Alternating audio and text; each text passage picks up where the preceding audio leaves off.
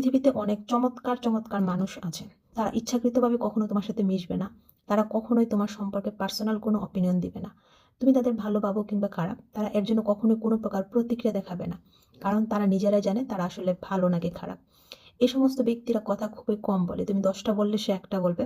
তবে তোমার সেই ১০ কথার চেয়ে তার ওই এক কথার দাম অনেক বেশি।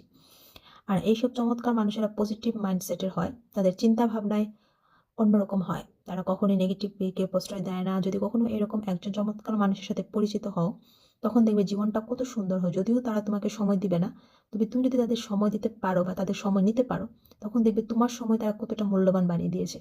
এবং জীবনের প্রতিটা মুহূর্ত তুমি উপভোগ করতে পারবে। কারণ সেই চমৎকার মানুষটা তোমার দৃষ্টিভঙ্গি পাল্টিয়ে দেবে।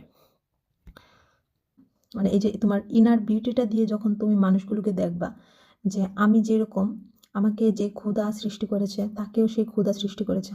আমি তো চাইলে আর একটু ফর্সা হতে পারি না বা আমি তো চাইলে আর একটু লম্বা হতে পারি না, তাহলে সেই মানুষটারও তো সেম। আমরা কেন সেই মানুষটাকে তার এই উইক সাইডগুলো নিয়ে এত কথা বলতেছি? তুমি যে কি জিনিস সেটা তুমি নিজেই স্থির করবা, তোমার এই ঠিক করা লাগবে আসলে তুমি কি করবা। কারো কথায় কান না দিয়ে তুমি কি সামনের দিকে যাবা, নাকি মানুষের কথা নিজেকে ঘরের ভিতরে বন্দি করে রাখবা? তুমি যখন নিজেকে টেনিস বলের অবস্থানে নিবা, সবাই তোমাকে বল ভেবে ছুঁড়ে খেলেই যাবে, সেখানে তুমি আঘাতে পড়ে থাকবে। কারো খেলার গুটি না হয়ে চেষ্টা করো নিজেই যেন সবকিছু, নিজেই যেন চারপাশে মানুষগুলোকে লিড করতে পারো। আবার যখন তুমি টেনিস প্লেয়ার হবা, তখন তুমি হাজার বল পেটাতেও পারবা।